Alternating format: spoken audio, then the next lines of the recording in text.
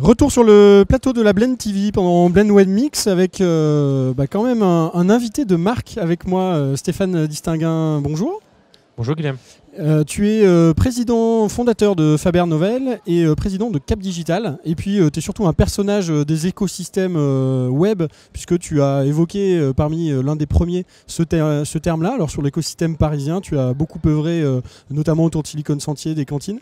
Et ça me semblait important, comme on a la chance de t'avoir sur cette édition de Blend Web Mix, de pouvoir discuter un peu de l'évolution ces dernières années, parce que quand même le paysage a beaucoup bougé. D'abord Paris et puis tout un tas d'autres écosystèmes aujourd'hui. Et ça me semblait intéressant que tu puisses nous partager, comme tu l'as fait en conférence tout à l'heure sur ce qui va venir, qu'on puisse aussi se pencher un peu sur le passé, sur comment ça a évolué. Si tu devais résumer en quelques mots l'évolution des écosystèmes sur les 10 dernières années, qu'est-ce que tu retiendrais comme grande ligne? On va dans le bon sens? On va certainement dans le bon sens. Je pense que tout le monde a beaucoup travaillé, qu'on a énormément partagé, progressé, que les différentes composantes des écosystèmes se sont affirmées. Donc les startups énormément, les grands groupes qui ont compris sans doute comment être utiles en faisant des acquisitions, en finançant, en sponsorisant, elles sont présentes.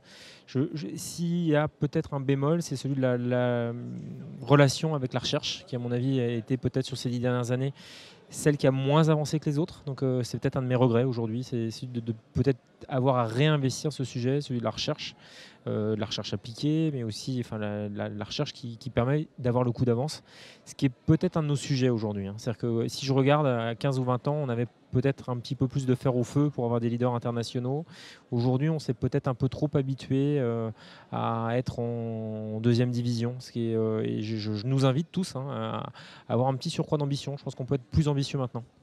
Et dans ce que tu vois, alors ici ou à l'étranger, parce que je sais que tu fais pas mal de veille justement sur ces aspects-là, comment est-ce qu'aujourd'hui les écosystèmes, comment est-ce que nous tous collectivement on peut avoir cette responsabilité-là de dire on va engager avec les labos de recherche sur Blend Web Mix, on co-organise Blend Web Mix avec l'Université de Lyon, donc avec des chercheurs qui sont d'ailleurs pas très loin de nous, qui ont un blender mix recherche et boîte web plus classique. Quels sont selon toi les axes justement pour aller effectivement chercher peut-être dans les labos les choses, les technos, les usages qui vont arriver demain?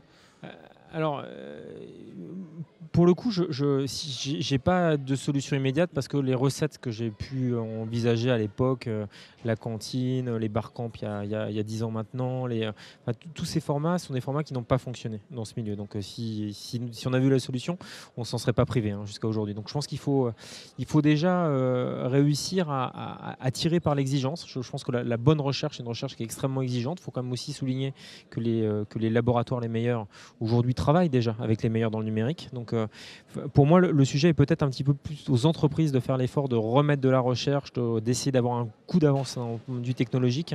Ce qui a été un sujet peut-être moins essentiel. Évidemment, il y aura des contre-exemples, il y en a plein. Mais le financement a fait énormément de progrès. La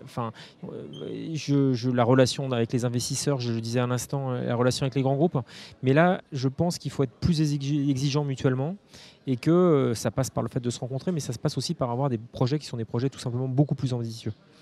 Alors on a eu dans les écosystèmes là, une phase de création, effectivement ça c'était il y a 8-10 ans où ça a commencé à converger, une phase de structuration, on a eu une phase de reproduction où il y a eu d'autres écosystèmes en dehors de Paris qui ont commencé à se créer, il y a eu la phase finalement un peu plus de communication avec l'arrivée de French Tech il y a 2-3 ans qui a permis de mettre à minima un label sur des choses qui étaient diffuses.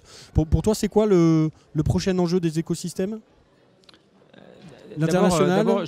Je pense que nos histoires, c'est toujours des histoires d'éternel recommencement. Je dois dire que la French Tech, qui donne l'impression d'une réplication de Paris sur le territoire, est pas ma perception, je le dis en tant que parisien. Il y a eu d'excellents écosystèmes avant même le web, à proprement parler. Si on pense aux jeux vidéo, par exemple, les 3 hauts lieux du jeu vidéo, c'était Lyon, avec Infogrames, Carantec avec Ubisoft et Bordeaux avec Callisto. Donc il y a déjà eu en fait ailleurs qu'en France dans le domaine du numérique et du logiciel des efforts essentiels. Puis Grenoble évidemment avec le CA et beaucoup d'autres. microconducteurs, enfin les microprocesseurs, ainsi de suite. Donc il y avait simplement en fait à diffuser des nouvelles méthodes, des nouveaux formats. Paris a aidé, mais Paris n'était pas seul. Pour moi, l'enjeu maintenant, c'est de réussir à mettre tout ça en résonance. C'est-à-dire que personnellement, je trouve qu'il n'y a pas assez d'échanges. Si je viens ici, j'étais ravi de répondre à votre invitation. Donc, Open Link, c'est bien pour essayer de créer des liens, pour essayer de plus partager. Je trouve qu'on on fonctionne pas encore suffisamment entre nous, pas assez d'émulation, la meute, on y arrive une fois ou deux par an. Il y a le CES, il y a des événements. Enfin, on fait mieux. Là encore, on a progressé. Mais je trouve qu'on devrait plus échanger, plus participer, et que l'émulation, c'est assumer la compétition aussi. C'est-à-dire que j'entends trop peu parler d'entrepreneurs qui quitteraient Paris pour venir s'installer à Lyon, et l'inverse est vrai. Donc c'est-à-dire que je pense que quand on aura vraiment réussi, c'est quand certains diront je suis désolé, je pars à Lyon, ils sont meilleurs. Et en tant que Parisien, je serais touché au moral et à l'amour-propre, mais je pense que ça sera quand même une bonne nouvelle pour Lyon, certainement, et plus généralement pour la French Tech. Écoute, on fera le bilan dans quelques années. En tout cas, merci d'avoir répondu à l'invitation. À très bientôt aussi.